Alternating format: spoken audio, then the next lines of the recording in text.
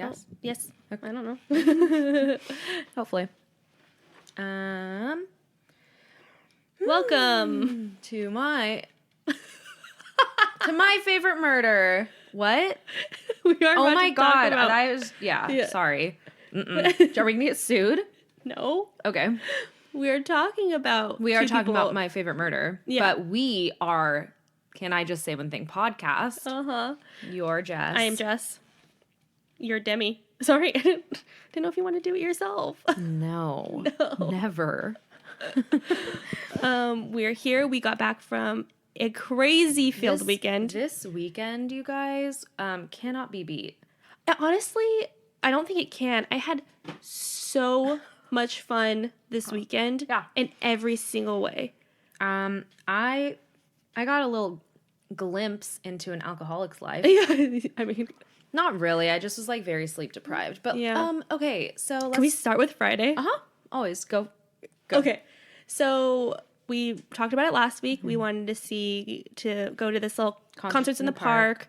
Hobo Johnson of the Lovemakers. Hopefully you listened to Demi's wise words. I hope you guys took my advice. Yeah, and listened to them. Yes. The song Peach Scones is like their number one song.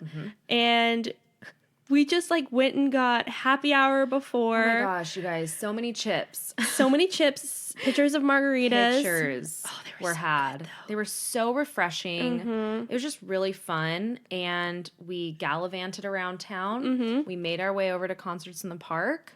Yep. And we saw them. Yep. I cried. Oh, you did? Oh, yeah. I was so glad it. I had my sunglasses on because I was just like, why am I crying? But his songs are like pretty intense. Yeah, there's a lot of messaging. A lot of feelings in the songs, and we felt them. Yeah. We did some weird tribal dances around a beer cup. Yes.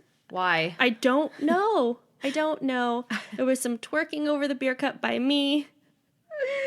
I felt like Brett was kind of trying to do more of a break dance around it. I know, but I can't figure out why. But like it really, so I am Greek, and there's this dance that you do at like, I always see them at Greek festivals and at weddings.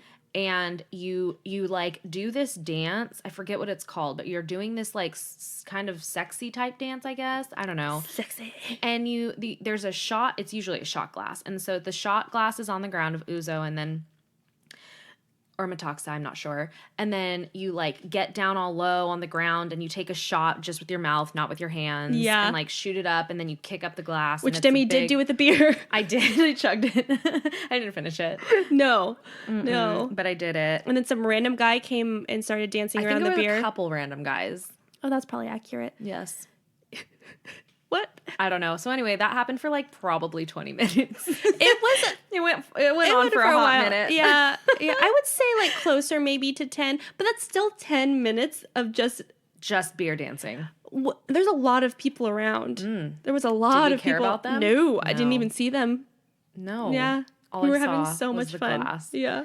So then we walked over and got more margaritas. Yeah.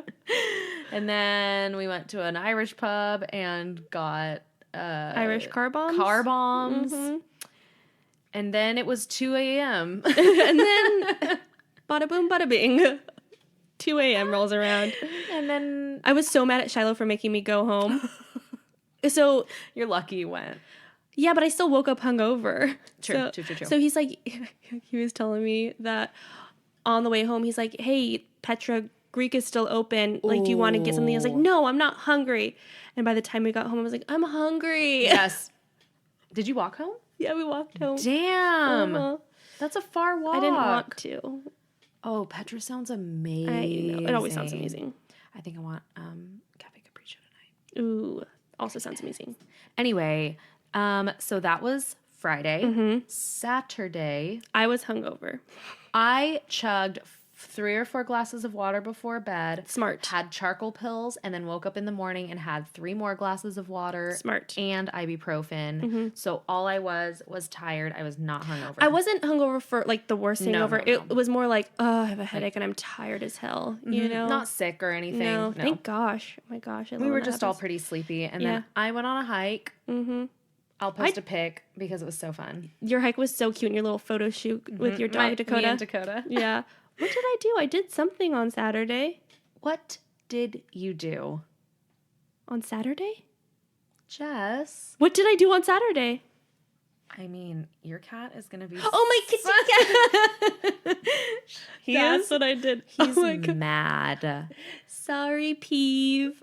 You guys, it happened. Why did I forget that? I don't know. That's really rude. I just think it's kind of rude of you, but like it is rude. I'm gonna fess up to that. Yeah. I got a little baby one, little tiny.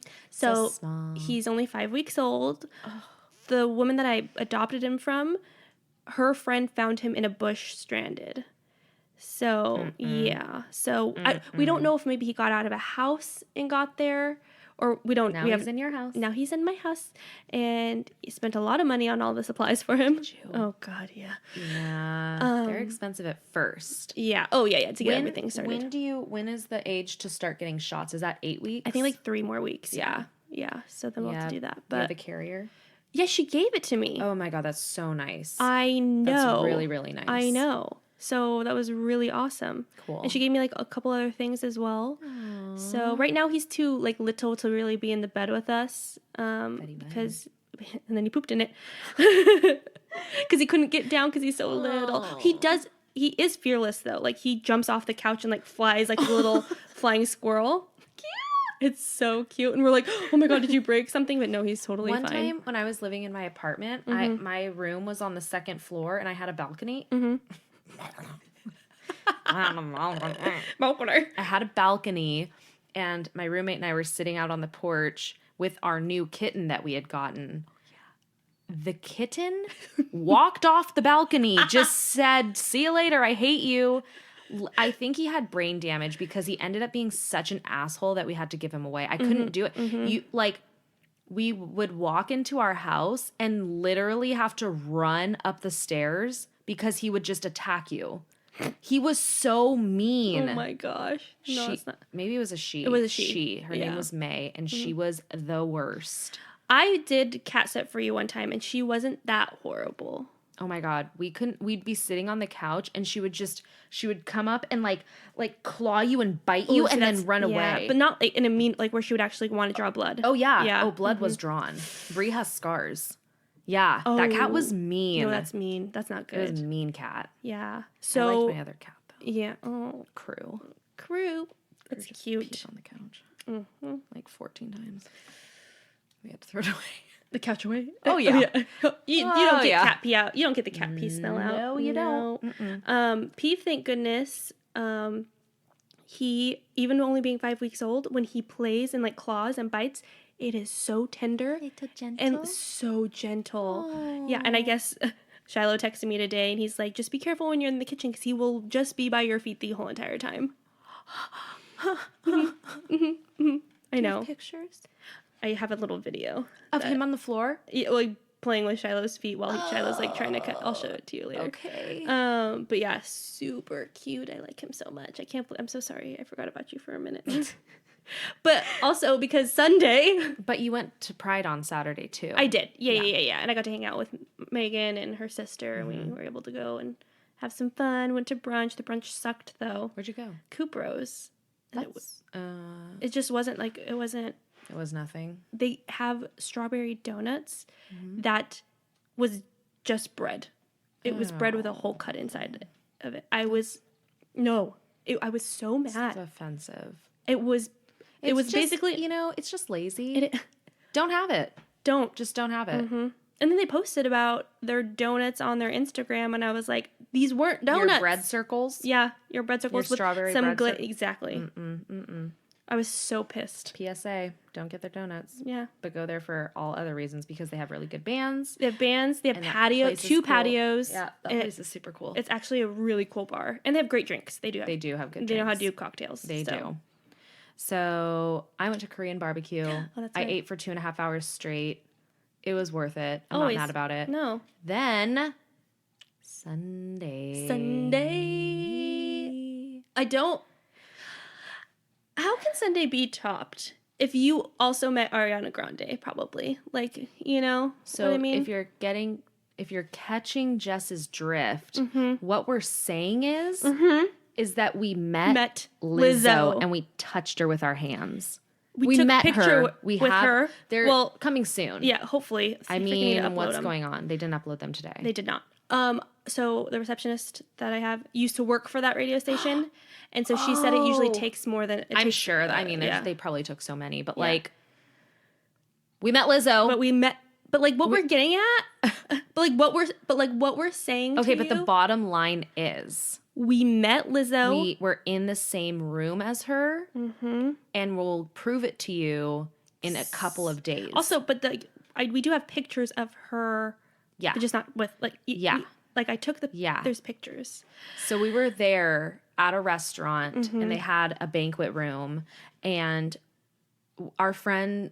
I'm not going to snitch on our sources. So anyway, we're sitting there and all of a sudden a line starts forming and I was just like, just go get in line, Jess, just go. So I was super nervous. I was like, I don't know. Should I? I know. And then I was just like, you only live once. That's true. Everybody was like, Jess, what are they going to do? Tell you no? Yeah. Great. Then I won't, but I'm gonna. So Jess and Jen, my sister. And then I'm like, why am I sitting at the bar? What am I doing here? I just gave a speech about why she should do it. Why shouldn't I do it? And you looked over at me and you're like, so are you meeting her? And I was like, I think I'm about to meet Lizzo. And then you're like, come on, right on over. So I was so worried. I was like, well, we don't have VIP bracelets. We had no bracelets. We had nothing. And the person behind us was such a sweet woman. Oh my gosh, I like her so much. I like her so much. And she was just like, hey, like, don't worry about it. I think it's going to be fine. If it makes you feel better, though, I'm going to take my bracelet off and put it in my purse so that way I don't have one, too. And I was like, oh, my God, you're so beautiful. Thank you so much. And then our friend Benny, who you obviously know, his roommate came and got in line with us. And, yeah, it was just it was really just the coolest because it was so unexpected. Yeah. It was just like, oh, okay, we're going to do this thing and see this amazing woman and take a picture with her. We've been obsessing about for months. I mean, you more. Me, oh, well, yeah. Me the most. Out of anybody ever. Yeah. At all. I mean, she is my number one. I know. I mean, it's so funny, too, because I almost exclusively listen to, like, alt rock, indie rock, some classic rock and stuff like that. It's the body positivity. It's the body it's the way her songs make me feel. Yep. It's also so much fun to dance and sing to. Work out to. What? I texted Brett when we were or after we had met her, and I was like, all I said was, we just met Lizzo, and his only response is Jess pooping? And I said currently and forever at this point. Yes. Yes. Yeah. And then her concert was incredible. Of course. From what I hear, I saw nothing. I could barely Truly saw 0% of Lizzo. Towards the end, the last couple songs, I was able to like get in line. Before or after we were crying? Oh, probably during. I think I got in line with where I could kind of see her right before we started crying. And then wow, it was really like a religious experience. It was, and she was just talking about like loving yourself and then turning to the person next to you and telling them that you love them and they're important to you. And we did. And then her whole thing was just like, this day is wonderful and we have to keep doing it. And 365. And then she was like, she ended the show by giving a speech about Black Lives Matter, Trans Lives Matter. What else did she say? That was like the main part. Yeah, which is important. Yes. Yeah. So. Yeah. It was just a really phenomenal weekend. I'm very tired. After the concert, I just went home. Yeah. And I slept for 9.5 hours. Yeah. Hoping for a round 2 tonight. Of 9.5 hours. Cool. I took 2 melatonin. Okay, I kept forgetting to tell you this. What? Tell me. So last night, I took 2 melatonin and I was tired. So I fell asleep. For some reason, I kept waking up every 2 hours, specifically to check my phone to see how much longer I had to sleep. And being excited and being like, okay, going back to bed now. And I would wake up in every 2 hours and be like, I still have 6 more hours of sleep. Yay. I've done that a lot in my life. It was so funny to me. Yeah. It's just like, go to bed. Just go to bed. Yeah. It. It's so weird. On Sundays, for some reason, I've been having horrible sleep. No. I don't know why. Like, last night I woke up at 2 a.m. and couldn't go back to sleep for a couple hours. Alcohol. I know. Well, yeah, that too. But did I drink last Sunday? Did I? On Sunday? Are you talking about last Sunday too? No, for like the last few Sundays. I have been having really weird sleep on Sundays. I feel like we did something last Sunday. Oh, sure. Oh, we did this on a Sunday, but we didn't drink. I don't know. It's super strange. Anyway, I don't know. Anyway. Big Little Lies. We can't talk about it. You didn't watch. I didn't, but I'm going to watch it tonight. The Meryl scream is all I'm saying. She's winning an Emmy. She probably will. Conversation's over. Yeah. Okay. Great. Fine. Okay. Win an Emmy. Do it then, Meryl. Are we ready to get into the book? Let's get into it. Okay. Oh, yeah. What? All righty. I'm loving this book so fucking much. I know. I love it so much. Oh, I'm sure. I stopped. Yeah, I stopped reading because I was like, but I don't want to be finished. That's the thing. Sometimes I don't want to be finished. We're talking about Stay Sexy and Don't Get Murdered, the definitive how-to guide. Can I talk? NBD, it's the #1 book in the country. In the country? In the country. I wonder if it's going to be in the world. I'm sure. The world? I'm sure, because they have a lot of fan base. They do. They've only done a world tour. I know. That's very true. So we start with the section on Georgia gets her nipple pierced for all the right reasons. Can I just say, 13 years old and the shit that she went through. I know. Holy I can't even begin to imagine. I don't know if something very traumatic happened to me when I was a child that I've repressed everything, but my memories of being 13 were just like little awkward, whatever. I felt ugly, wah, wah, wah. But then I got over it. Like, I don't have any like ill feelings about being a preteen or in high school. I always enjoyed my time pretty much. So when I hear this stuff, I'm like, fuck, man, I can't even imagine. I relate to some of the stuff they say. One, because I moved to a school when I was 12 going on 13. That's hard. And it is hard, but at that time, like, I was so, like, assertive. I was just like, hi, I'm Jess, blah, blah, blah, blah, blah, and I went up to people.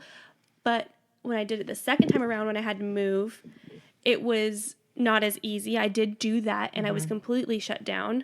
So then I was petrified to make new friends, and I feel like guilty, like reading these chapters. I was like thinking about how my high school experience and how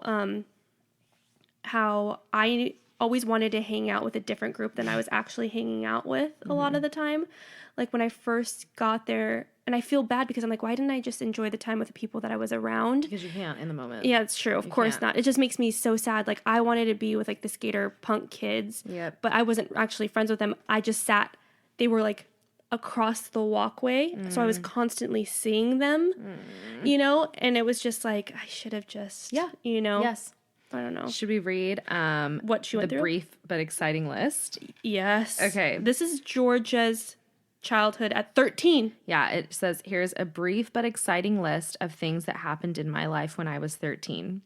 Jess? Final one after the other. I'll read the first one. Gosh. I touched a penis for the first time. At 13. At 13. No. I cannot even believe. I mean, I was 16, but that's still 3 more. That's a lot of years. I mean, I'm off the record because I may run for president and I don't want it to come back and haunt me. Yeah. Okay, next, I stole money from the popular girls' backpacks. Honestly, maybe they deserved it.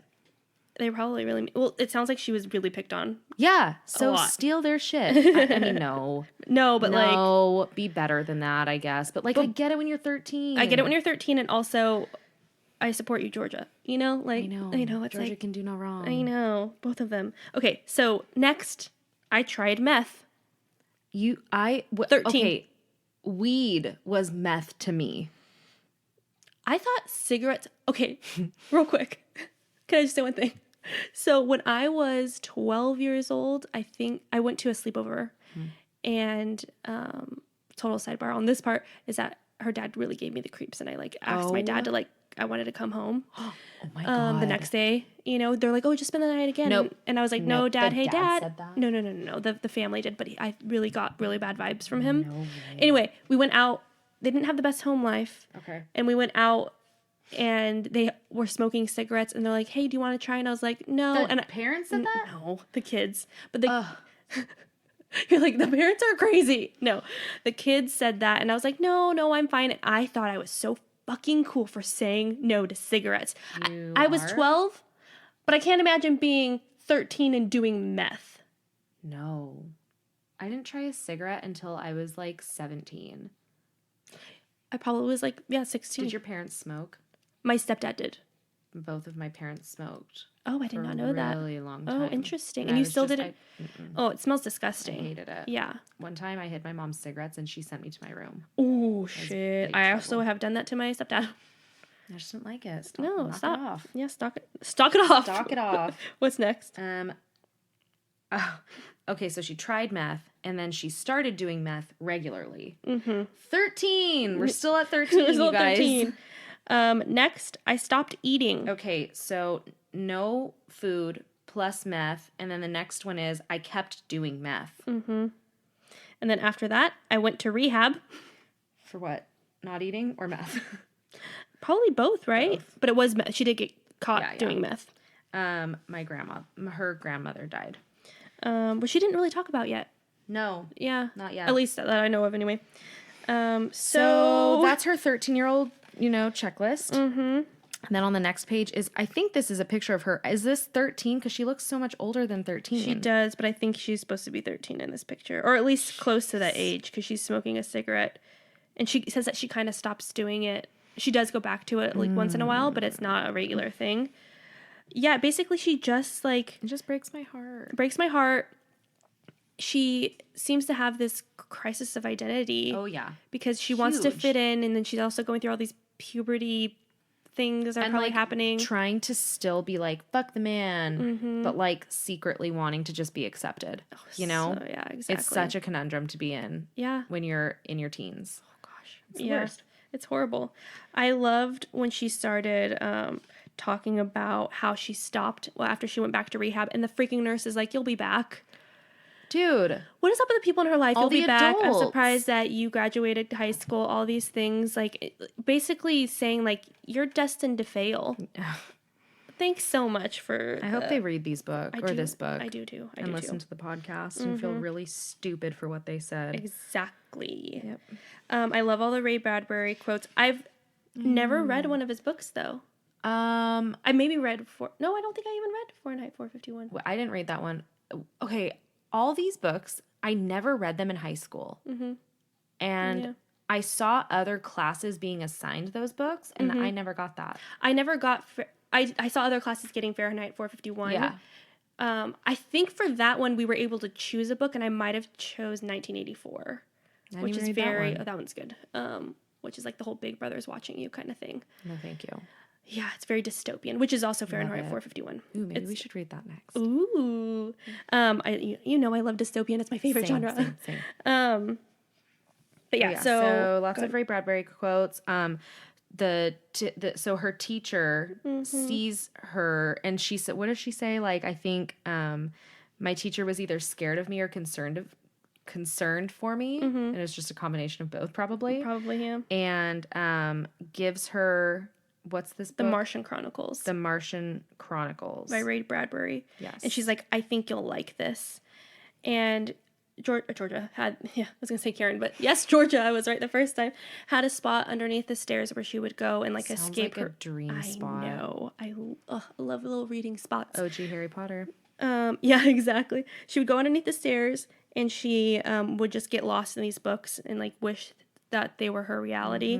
And this is the book that kept her from going back to meth. Amazing. At 13, you were addicted to meth and then went to rehab, and then something somehow was able to make sure you never went back to it.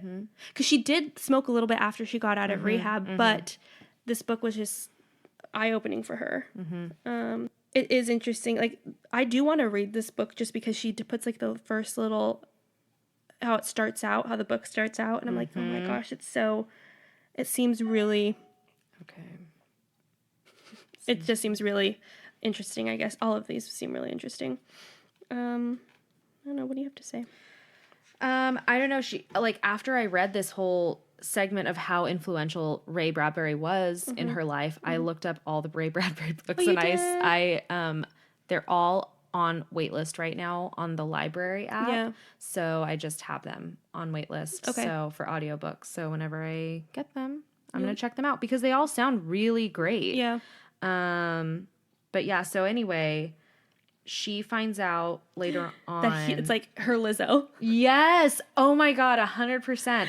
Oh, also, I just want to say that I loved the way that she describes in the book and in the podcast of their it wasn't a live show, it was their tour, their book tour, and they did it in LA. And I just really the way that she describes her love of reading resonated so much with me because like I grew up watching my mom just plow through books. She loves reading. And so I obviously want to be just like my mom. And so she would always buy me new books. I love that. And so I started reading at like being really passionate about reading in probably like 3rd grade.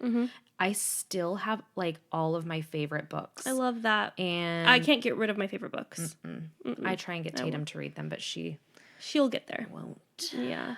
And that's the same. Like my mom does like to read, but my dad loves. Your dad's like one of the smartest people I've ever heard of. Yeah. My dad is very smart. Yes. But he has books just everywhere all the time. Like my whole childhood, like I can see the bookshelves. I can see how they're set up. You know, there's just things. Does he read multiple books at one time? I think he does. I do Yeah. Yeah. But he just he power reads through a lot of stuff too. I can't even fathom the amount of books that he's read. Yeah. You know what I mean? So and cool. About everything? Yeah, mostly about a lot of things, yeah. And of course all of the classics, like one Christmas, the gift was a whole bunch of classic books. Like he gave me Fahrenheit 451, but he accidentally bought me the Spanish version. He didn't mean to. He bought my sisters. We all got the same book, so it was like maybe even Madame Bovary or something like that. We got like just 5 books, and it was like, that's so cool. Like some of the essentials, you know? Yeah.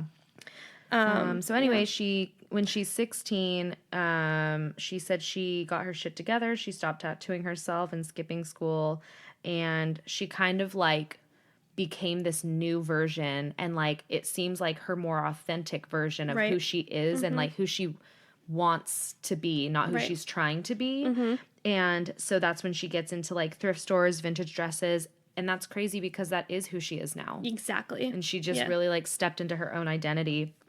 And so young too. It's so hard to find an identity and still kind of keep options. Yeah, there's so many options. So then, so Ray Bradbury is coming into town, going to a college around her area, and this kind of made me tear up. I totally cried in this chapter. Towards the end, we'll get there, I guess. But I was just like, oh my God, this is just so perfect. On page 87, she says, I found out Ray Bradbury was going to speak at UCLA Book Fair, and my heart was like, you have to go thank him. And I love that. I know. And I resonate with that for sure. Yeah. It makes a lot of sense to me. That's like if I were able to see, besides Lizzo, obviously, that just happened, and I can't believe it. But I did want to cry when I saw her, but I also was very shocked. Starstruck. And didn't think this was happening. But also, if I saw Margaret Atwood, who is my favorite author. You know what I mean? Oh, that'd be so cool. I did meet one of my favorite authors one time. You did? Yes. What? So I grew up in Salinas, and my dad is a member of the Elks Lodge, and my favorite book. That's right. Okay, that's so right. Okay, go ahead. My favorite book is The Last Sunrise, and it's by I forget his name is not. I can't think of anything today. My coworker was like, "Are you okay?" And I was like, "No, not." Hold on. So my favorite book is called The Last Sunrise by Harold Gordon. It's a person that is describing their life while growing up in the Holocaust. He was Jewish. He was in several concentration camps and somehow kept like notes or diary somehow. I don't know how exactly. I really need to reread it. It's been a long time. But anyway, it really hit you. This book really hit you. this book. So my dad bought it and he was like, oh yeah, Harold Gordon lives in Salinas. And so he's a member of the Elks Lodge and he gave out all these copies of his book. And so my dad read it and then he gave it to me and he's like, you really need to read this. So I read it and I'm so fascinated by the Holocaust. Right. Like World War II is a very interesting, I think we've talked about it on this before, but when you wanted to do that was you wanted to do as your favorite. yes, Yeah. yes. So anyway, we're standing in line one day at the Elks Lodge. I think I was like 18 years old and I had read the book when I was like 17 and I think I read it like twice. And we're standing in line for the breakfast buffet. And my dad turns around and he starts talking to someone. He's like, oh, how's it going? And I'm just standing there waiting for pancakes. And my dad is like, Demetra, do you know who this is? I'm like, what, Dad? No, why would I know who anyone at the Elks Lodge is? I was like, no, who is it? And he's like, this is Harold Gordon. And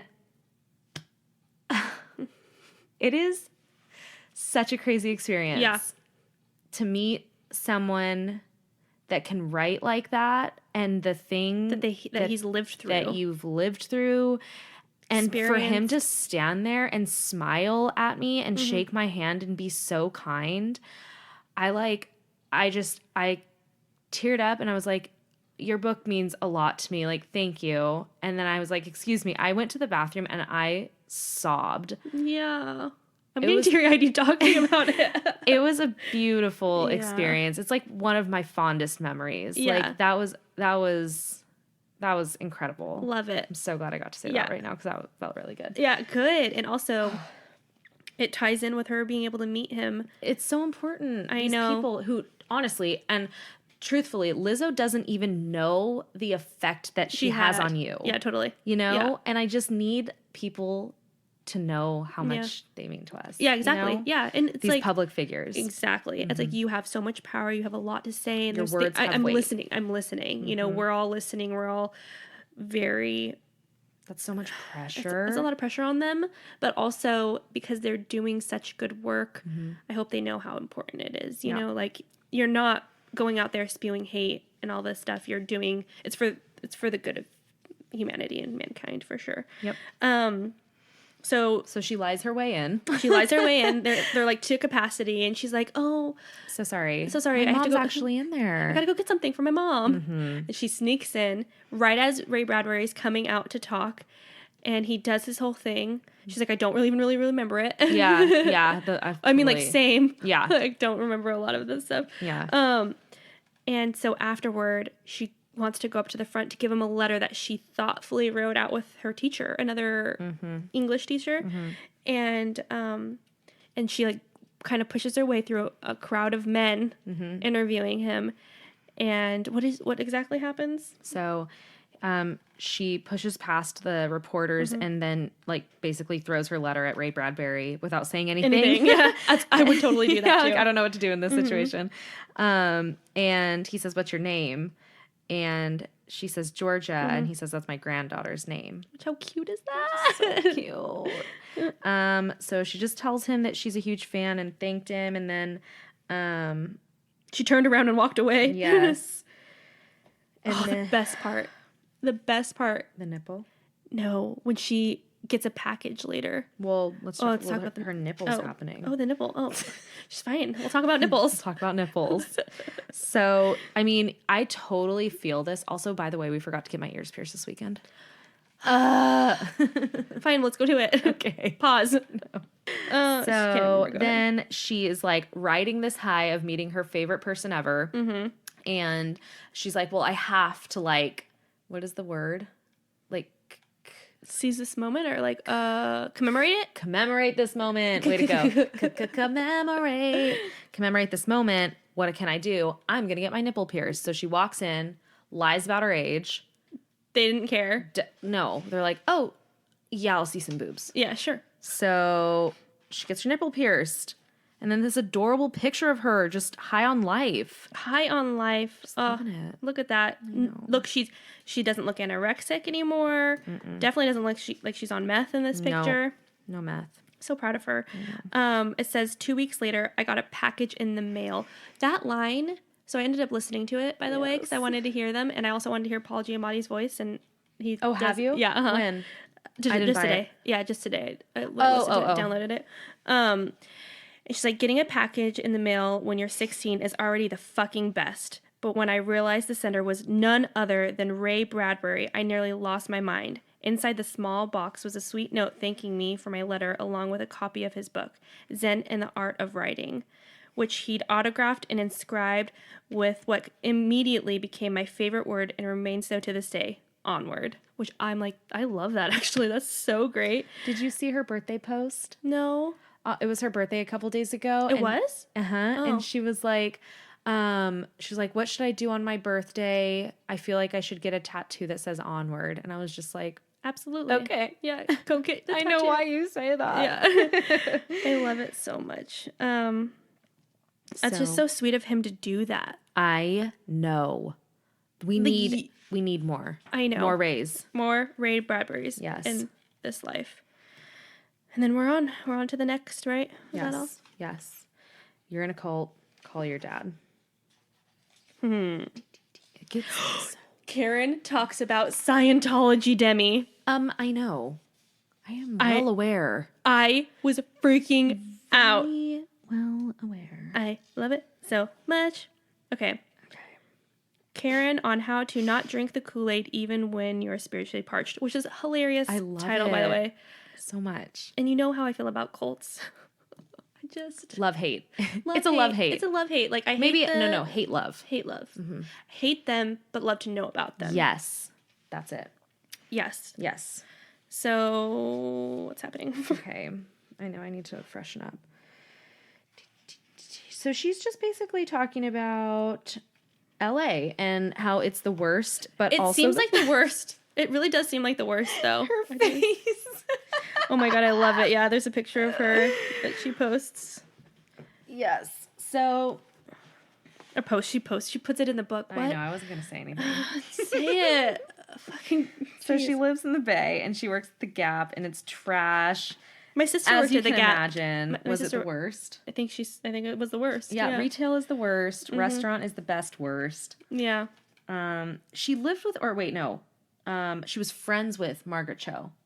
That's so crazy. Like, what? How? You were meant, like, if you're friends with people that are in comedy, like, just because, like, you are meant to be a comedian. Yeah. You know? And she hadn't even gotten to comedy at this point. Margaret Cho, after a year of knowing her, was just like, hey, I'm going to give you the contact information for this guy. Yep. Like, how crazy is that? I know. It's so... What a good hookup. What a good, like... That's what I'm saying. Yeah, like, you just... It's all about, like, who you know, and it just really helps. Mm-hmm. And so then she, like...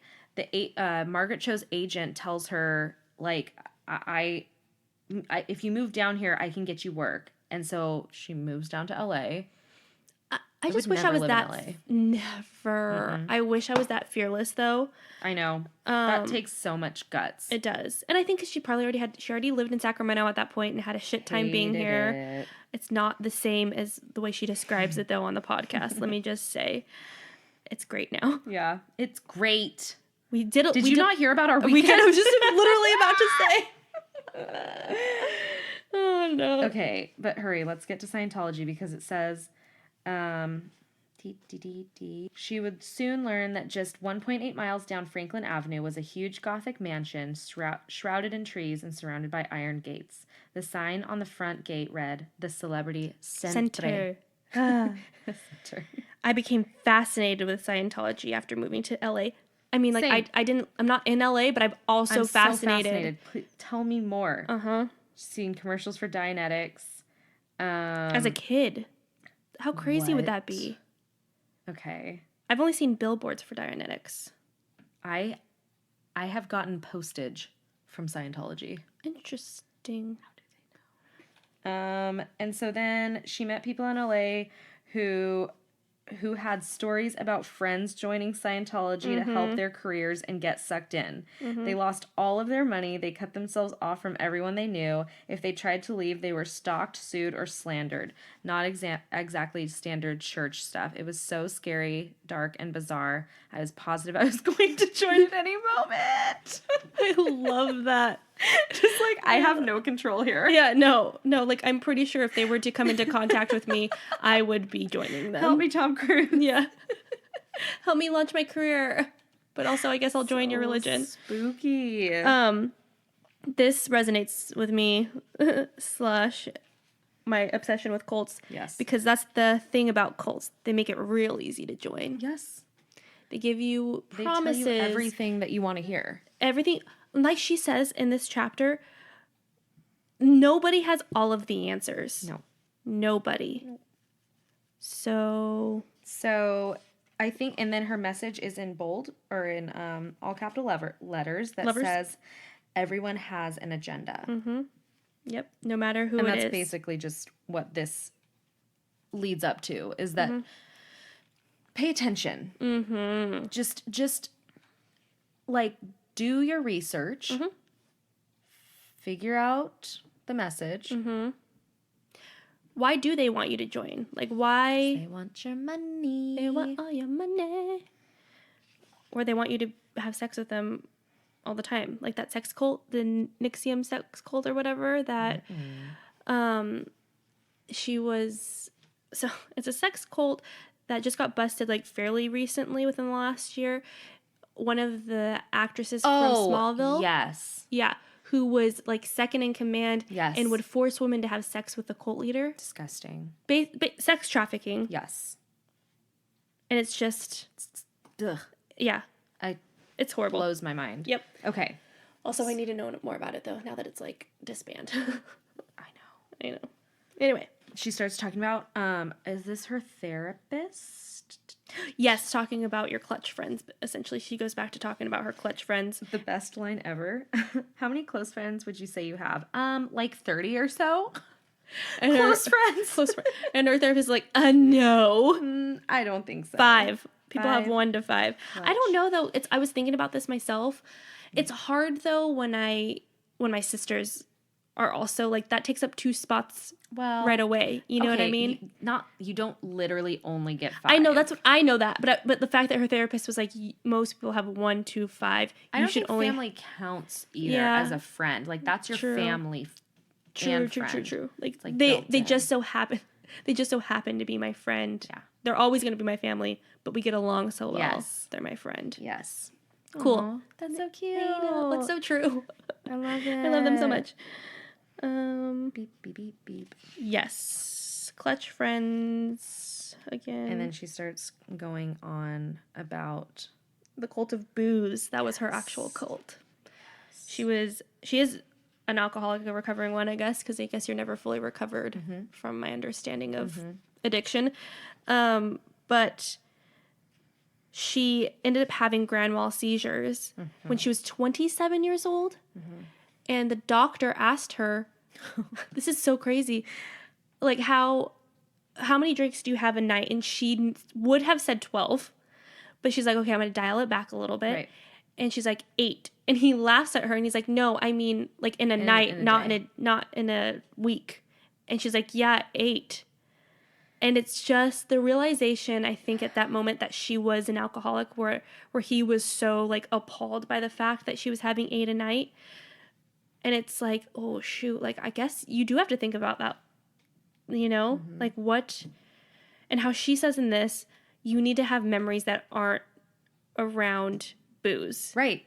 You know? Like, it's such a repeated thing to say, but, like, you really don't need alcohol to have fun. And when you're on, like, a cleanse or just, like, not drinking that night for whatever reason, but you still go out and you see how people behave, it's actually so embarrassing because you know you're one of those people. Yeah, for sure. When you do drink. And I don't mean you, I mean me and everybody else.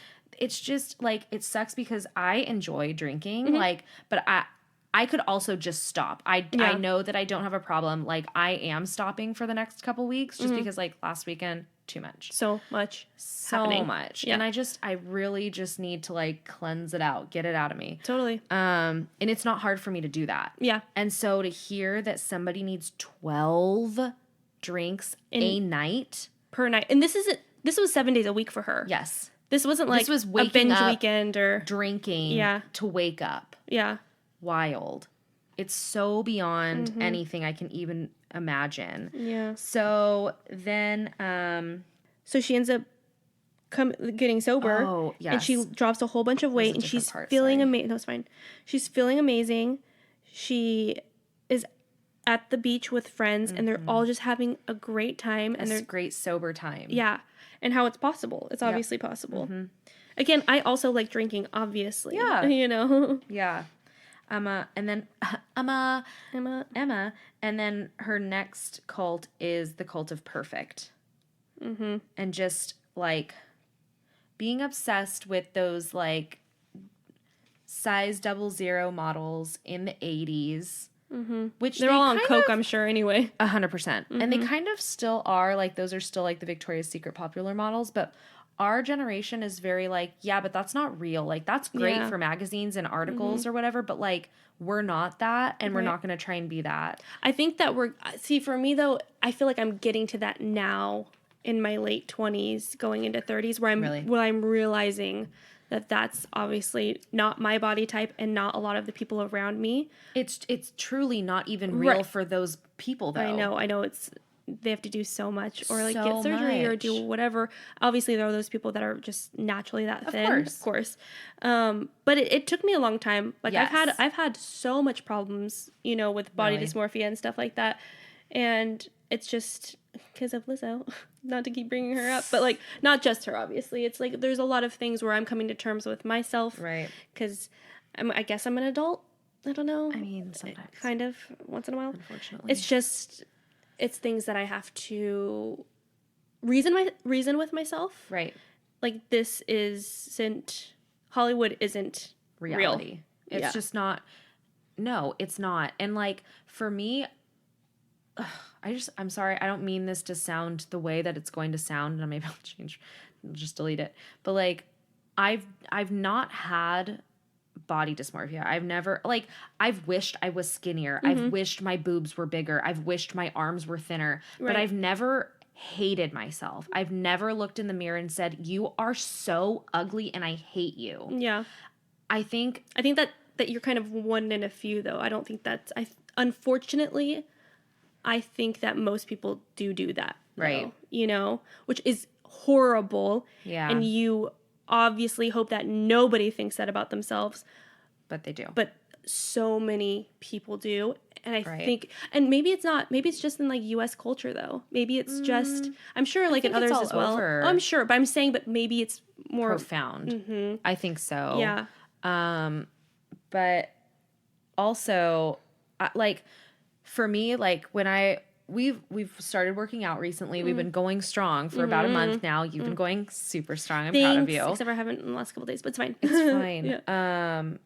But for me, it's like, yeah, if I lose weight, like that'd be kind of cool. Mm-hmm. I haven't lost any weight. I'm still the same weight. I'm 135 pounds. Thank you very much. But your muscles. But I'm defining my muscles, and you can see a difference. I feel really healthy too. And so, like with Tatum being so young, I want to do that to her. So early on in this book, Georgia, I don't think we talked about it. Georgia says she would watch her mom in the mirror, grab at rolls in her stomach and just like moan and groan with disgust about how much she hated her body. Yep. Your mother, when you're a baby, watching her do that and hate herself, why would you love yourself? Right. So I want to show Tatum, it doesn't matter what you look like. Mm-hmm. You love yourself. Yeah. You treat your body right. Mm-hmm. Sometimes you stay out until 2 a.m, back-to-back nights, and that's okay. But just treat your body right. Right. Meth is not right for your body. Meth is not right. You know, having eating disorders, although I know it's hard, and it's definitely... It's so much deeper than saying like, oh, you're right. Yeah. Of course. So much and I would never be preaching about that. I hope anybody that has an eating disorder is... It's just acknowledging it is a huge part of it, is acknowledging like, I might have a problem here. And then seeking out help is the next step. Exactly. Admitting that you have a problem. I mean, AA has some of the stuff right. Yeah, some. But yeah, it's just... And also go listen to Lizzo. Yeah. Because then you'll love your body. You literally will love your body. She told us to say we did, so we did. I know. We do. And we do. Okay, so we're back in the cult of perfect. Yes. Which sucks. We hate it. Mm-hmm. She Not talked here. about Sandra Bullock getting cheated on, and if Sandra can get cheated on, then what What is perfect? What is the point of the rest of us? Honestly, when that Sandra. happened, I think about that. Like, I remember when that happened. And it was with, like, Jesse James cheated on her, and he was just like Trash monster, you know? Tarantula. He's a tarantula. And I hate him. I just can't believe that. Yep. It's Sandy Bullock. Okay. Yes. Are we going on to Georgia on kleptomania and calling your dad? Yes. Also 13 in this section. We're still in 13. So terrible. Yeah. She got this really cool jean jacket. Was it from her grandma? Her grandma. Yes. And it had like deep pockets on the inside of the jacket. Yes. And she's just like, hey, I'm a rebellious teenager. And I want things. I want things, and my family can't afford them because we're really poor. And I'm entitled to them because we're poor, so I'm going to take them. Yep. Mm-hmm. So she was... Makes sense, not. It makes sense, not. So she was just stealing things left and right. But it's like funny because it's like funny things. Okay. It's like things... The first one, did anybody ever buy their first G-string? No. Yes. Oh, you did? Mm-hmm. Actually... Maybe in a way I did. I made my friend buy it for me because I was too scared to bring it up to the register from Anchor Blue. I think mine might have been from Anchor Blue. Yeah. Of course it was from was. Anchor Blue. Yes. Yeah. Anchor Blue. Anchor Blue. Oh, so many clothes from Anchor Blue. Navy blue. Cute. Sparkly. Cute. Not for 13-year-old. Gross. I didn't even try one on until... That might have been 12. I didn't even know that was something that I could wear. I just think of Pen 15. I know. Pen 15. Oh my God, I want to go back and rewatch that. I hate it. I hate Girls, it. it's so dirty. I know. But my friend and I had a pair of underwear we passed back and forth with each other. We'd wash it and then give it to the other person. Yeah. What? Because there was like a deal at Charlotte Russe. Oh. And that's where she stole from. Was it Charlotte Russe? Uh-huh. Oh my God, how funny is Yes. that? So it was a deal from Charlotte Russe where you could have 5 pairs. You could get 5 pairs for like $10 or something like that. Right. So we split. We got 2 each, but we had to share the 5th one because like it had to be fair. I still have that pair of underwear. I've had it. I guess I got it when I was 15, 16, and I'm 29 now, and I still wear it? I still have it. Yeah. What? Do I still have that one, or maybe it's the same looking one? I did have it for a very long time. I don't know if I do have it anymore because it actually probably doesn't fit anymore if I'm being quite honest. I love it. But I had it for years. Like if I don't currently have it now, I had it. I can't get rid of my underwear. I just love them. I can't. I won't. They're mine. Not until they fall apart. Yeah. Which is why I don't think I have it. Then they turn into sleep undies. Yes. Mm-hmm. Absolutely. Yeah. Okay. So I think does Paul Giamatti read this part? I don't know. Should we hear No. He doesn't read this part, but he does read a lot of like the little sections. Right. Like it is that. Charlotte Russe. Yeah, Yes. Charlotte Russe. So should we read the list of things that she stole? Sure. Do you want to go first? My first pair of G-string underwear. A cassette from Blood Sugar Sex Magic by Red Hot Chili Peppers. A set of tarot cards that I was then told was cursed for having been stolen, so I promptly gave it away. Real quick, can I talk about tarot cards real quick? So I don't believe in like things, but I did get a tarot card deck before, and it was at my mom's house. She'll never listen to this, so it's fine. But my mom is very like, it's like super scary stuff, you know? So I remember like bringing him out. I had him hidden away in a backpack, and I brought them out. I was like, fine, she's not here, so now I can actually use them. And I thought I heard somebody say something, and nobody was home. And I was like, maybe I should put these away. So I put them back and actually didn't even do anything with them, but I obviously didn't. It was just me like being super... They don't do that. No, exactly. But I thought I heard a voice. Better not. Better not. Mom, is that you? Oh, you just know what I'm doing? Yeah. Okay, let's see. A bottle of knockoff CK1 perfume from the local swap meet. I love that. Cool. A bunch of Stussy and Ocean Pacific stickers from a surf skater store to put on my school binder, obviously. Obviously, school binders have to be cool. Yes. Fancy shampoo and conditioner from a beauty shop. So many boxes of Marlboro. Sure, Reds. You did this on purpose. Cigarettes from Target. Countless pieces of makeup from Target. Same. Yeah. The dignity of the security guard who my BFF and I outran at Target. I love that Target. Like, Target is my life. Okay.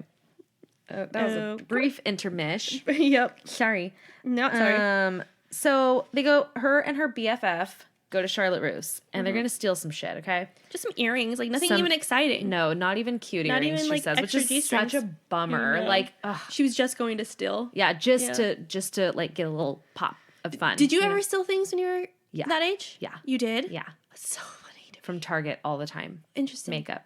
Well, yeah. I only ever accidentally stole something once when I was 15 years old, and I didn't realize it was in my hand. I was like holding it. And you walked out? I walked out. I felt so guilty. I went back to where I took it, and I was pretending to walk around with it still, and I just put it back, and then I just walked out of the store. Goody two shoes. I was. Oh my God. It's so sad. Okay, anyway. So anyway, she drops the ugly earrings in her jacket, and they're about to walk out, and like a secret shopper is the one that saw her do it. Yes. Yeah. And so she's so funny. Imagine how nonchalant I didn't look. And she grabs Meg by the arm and whispers, "Go, go, go," and pushes her out the door like I was some kind of flat-chested James Bond. And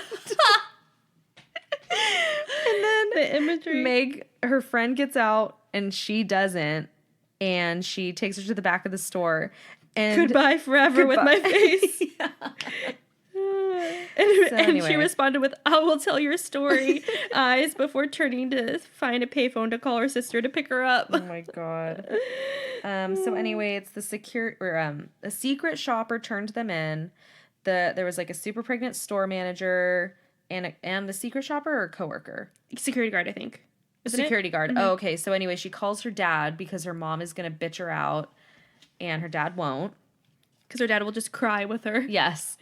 So then, what? So, I mean, that's honestly basically it. Like, her dad comes and saves her. They send a bill saying, like, hey, you owe for the earrings, you owe for the security, whatever that means. You just owe fines or whatever. No. And the dad wrote back saying, my daughter's going through a lot right now. Please waive these fines. And they did. Good. Which is actually pretty awesome.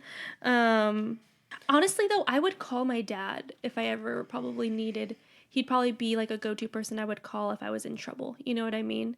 I would be, like, if I was in a cult, 100% I would call my dad because he would know how to get out of it. Yeah. Because he got out of one. Oh, I thought you meant like if you got in trouble like this, like stealing, that you would call your dad. My parents... Probably, actually. There were no secrets. You and both of your parents didn't keep secrets from each other? Never. Ooh. Oh, no. See, that's interesting because I bet you Karen's parents didn't keep secrets from each other, but Georgia's parents are divorced, and my parents didn't get along in the divorce. Yeah. So they really only started getting along in like 2012 or something like that, Wow. Whenever Jen got married, I don't know when that was, forever ago. But, yeah.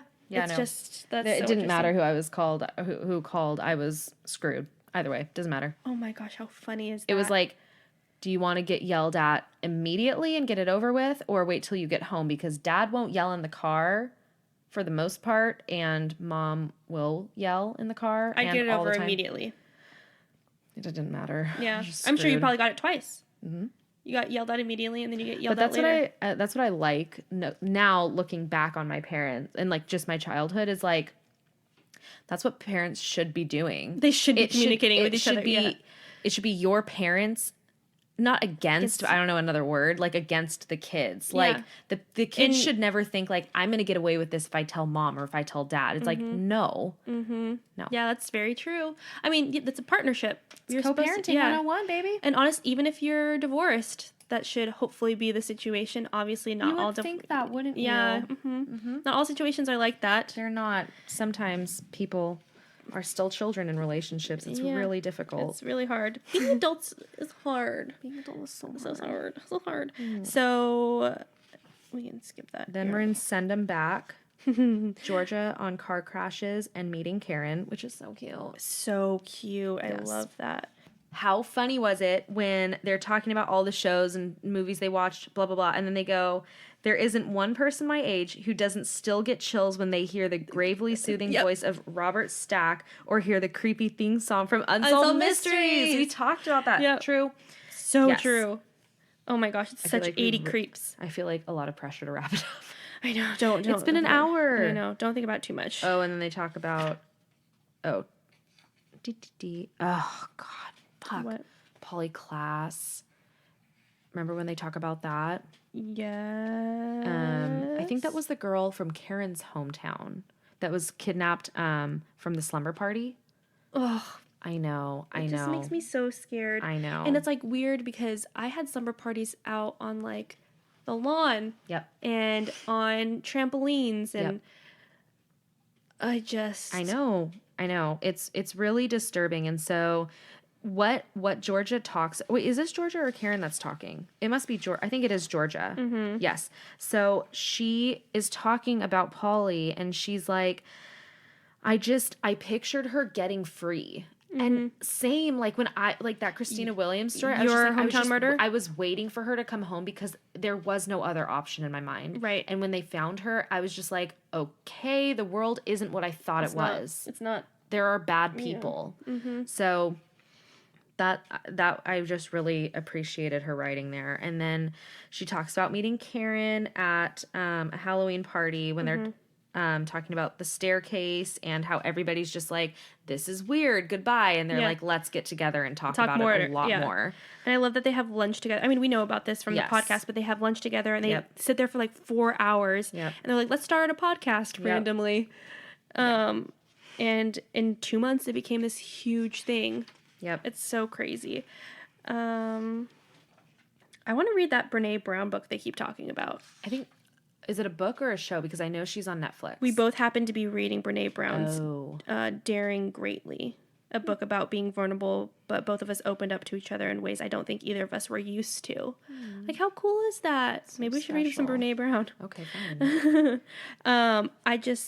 I like the last part of this where it makes me feel less alone every time I see our download numbers. I'm not a freak. I'm a murderino. And I feel so stupidly lucky that I get to be a murderino.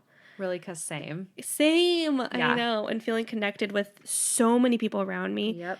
Oh, it's such a powerful community for sure. It is.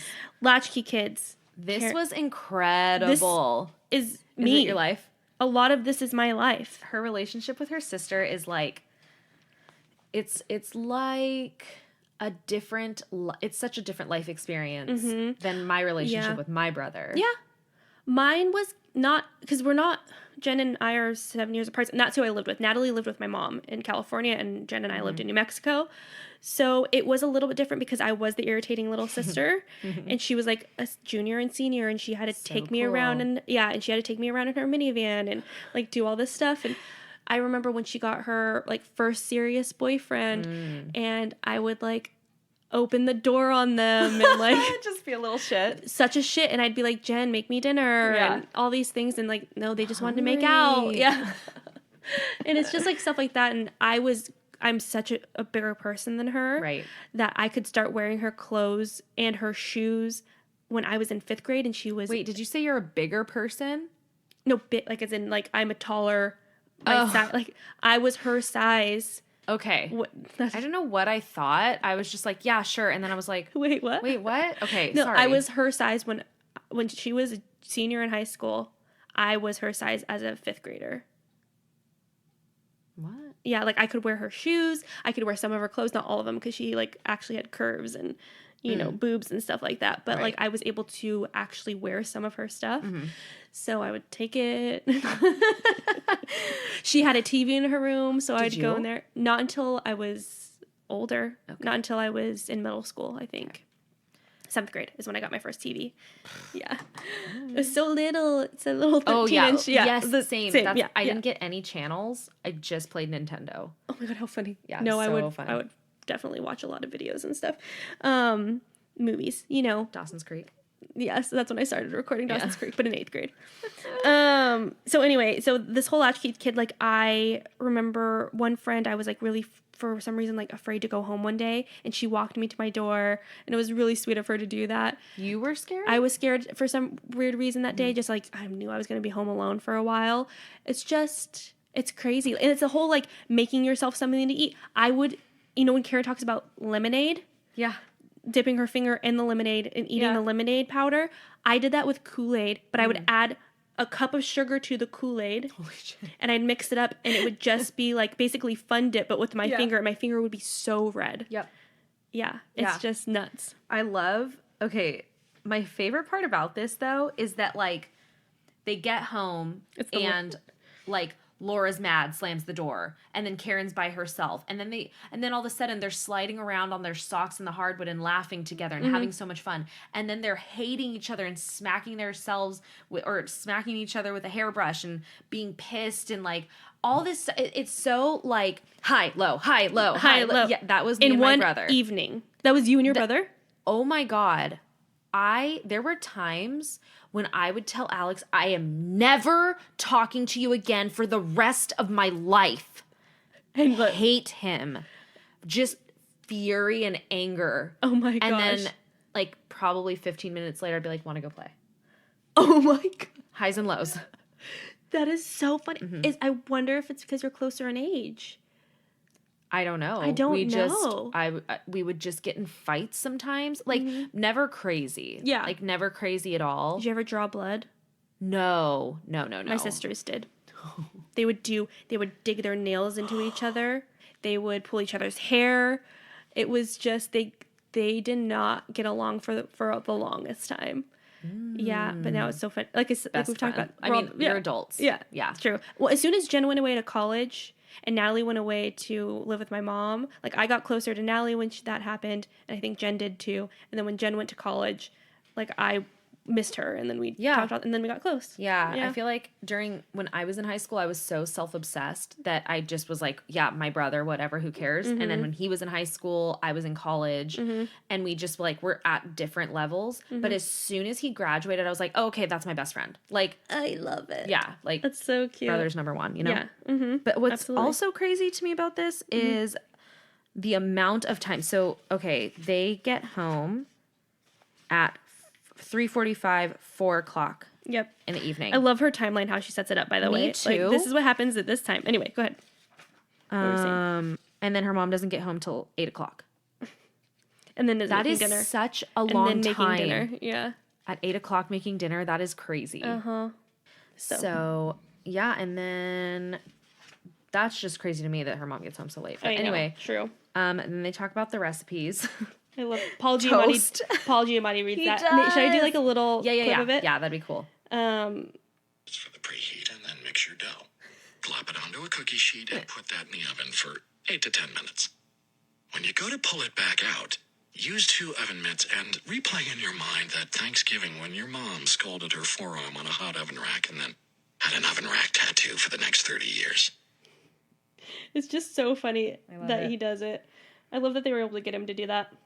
So then that's pretty much you're done. Right? Yeah, we're done with this little section. And we finished. What are your overall thoughts about this little section? It's just so real and relatable. That's what I want to say. Just very authentic and transparent. And like, I'm not learning anything new about Karen and Georgia. I'm just relating to them even more. And if it is new, it's more like added information that they've talked about it before. We're just hearing more of the story. Right. And I feel like it's relatable. I feel so connected. And I'm just like laughing at how much I was like, this parts of this with being a huge age difference between us. I know. Is my life. It's just really wild when you think like, okay, how I was saying in the beginning, like I didn't have an eating disorder. I didn't have body dysmorphia. I didn't have like these problems that these women have. Right. But at the same time, like, I get it. Yeah. And then we all kind of end up at the same place. And also, like, you've had things where you've had struggles. Of course. You can... Yeah. No, actually, my life is perfect and easy, and I've never struggled in my life. Ever. Never. Yeah. So So we're on to the next. We are. And so we finished Don't Be a Fucking Lunatic, and where are we going to? I feel like I'm just like putting it down the middle. I'm Yeah. not even like counting now. Or should I Well- count? Because it's Okay, wait. how many pages again? Okay, so we're going from page 153 to 152 to 218, and it's a picture of them, and it says buy your own shit. So Right. just So it's chapter stop- 7. So we're chapter 5 7. to chapter 7. Right. So just Yeah. stop there. Okay. Yay! Thanks for joining us. We hope you are loving the book. If you are, email us, tell us why. Yeah, exactly. Thoughts, feelings, concerns. Is there anything that you personally resonate with? Yeah. I love that. Similar experiences. Absolutely. Okay. We'll talk to you next week. Okay, bye guys. Love always. Love always.